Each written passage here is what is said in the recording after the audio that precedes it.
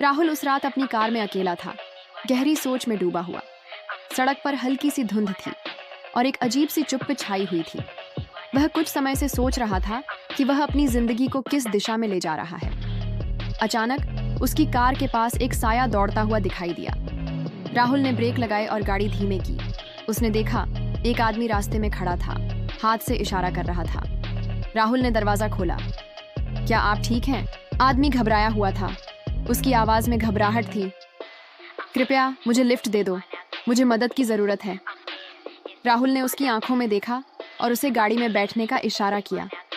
आदमी ने बिना एक शब्द कहे गाड़ी में बैठते हुए धन्यवाद कहा। राहुल ने गाड़ी स्टार्ट की और पूछा, कहाँ जाना है? आदमी ने घबराते हुए कहा, बस चलिए, मैं आपको बताऊंगा।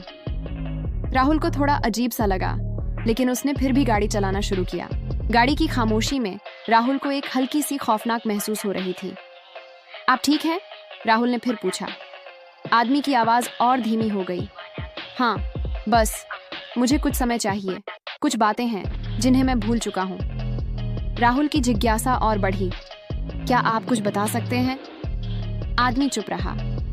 कुछ समय तक दोनों खामोश रहे, केवल गाड़ी की आवाज सुनाई देती रही। फिर अचानक आदमी ने कहा, क्या तुम जानते हो कि अंधेरे में क्या होता है? राहुल ने चौंकते हुए कहा, क्या मतलब? आदमी ने धीरे से कहा, जब तुम्हें नहीं पता होता कि क्या हो रहा है तो तुम बस एक गोली की तरह फेंक दिए जाते हो। राहुल को अब और अजीब लगने लगा। आप क्या कह रहे हैं? आदमी ने सिर झुका लिया और कहा, मैं एक हत्या से बचकर भाग रहा हूं। राहुल ने गाड़ी की गति बढ़ाई। क्या तुम सच में कह रहे हो? आदमी ने सिर झुकाए रखा। मैंने उसे नहीं मारा, पर कुछ ऐसा हुआ। राहुल अब पूरी तरह से सतर्क हो गया। क्या तुम पुलिस के पास गए? आदमी ने घबराते हुए कहा, नहीं, मैं डरता हूं, वे मुझे दोषी मानेंगे। राहुल को अब यह स्थिति बहुत खतरनाक लगने लगी। तुम कहाँ जा रहे हो? आदमी ने कहा, कहीं नहीं, बस एक जगह सुरक्षित है। राहुल के मन में अब कई सवाल उठ रहे थे। तुम क्या कह रहे हो? कहो तो सही। आदमी अचानक घबराया हुआ था। यह सब सिर्फ एक हादसा था, मुझे सच में नहीं पता था कि क्या हो रहा था। राहुल ने गहरी सांस ली और कहा, अगर तुम कुछ गलत नहीं कर रहे हो तो तुम्हें मदद लेनी चाहिए।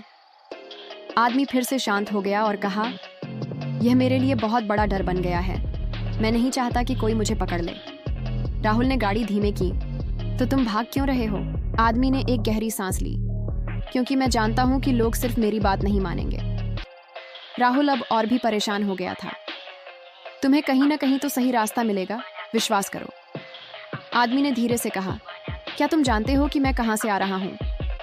राहुल ने सिर झुकाया। नहीं। आदमी ने कहा, मैं एक ऐसी जगह से आया हूं जहां अंधेरा होता है और जहां हर किसी का सच अलग होता है। राहुल ने महसूस किया कि यह बातचीत अब और भी उलझी हुई हो गई थी। क्या तुम कह रहे हो कि तुम एक अपराध से भाग रहे हो? राहुल ने फिर से पूछा। आदमी ने सिर हिलाया।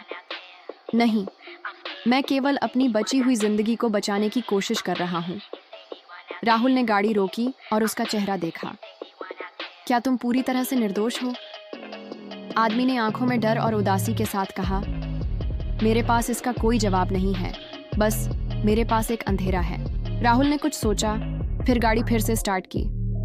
तुम्हें अपनी सच्चाई साबित करनी होगी। आदमी ने खामोशी से सिर झुका लिया और राह पकड़ते हुए कहा, अगर तुम मुझे नहीं छोड़ते तो तुम भी उसमें शामिल हो जाओगे।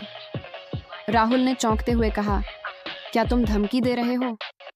आदमी ने सिर झुका लिया। यह केवल एक चेतावनी है। राहुल ने गाड़ी तेज की और सोचा, क्या यह आदमी सच में डर से भाग रहा है? लेकिन उसके दिमाग में अब यही सवाल था, क्या उसे छोड़ा जाए या पुलिस के पास ले जाया जाए? गाड़ी ने अचानक एक मोड़ लिया और अंधेरे में घुस गई। आदमी ने एक और घबराया हुआ कदम उठाया और कहा, तुमने गलती की। राहुल ने गहरी सांस ली। अगर तुम सच में निर्दोष हो तो इसे साबित करो। वह अब पूरी तरह से घबराया हुआ था और उसने आखिरी बार राहुल को देखा। गाड़ी अचानक रुकी और दोनों के बीच सन्नाटा छा गया। आदमी ने गाड़ी से बाहर निकलने की कोशिश की, लेकिन राहुल ने उसे रोक लिया। तुम कहीं नहीं जा रहे हो, राहुल ने कहा।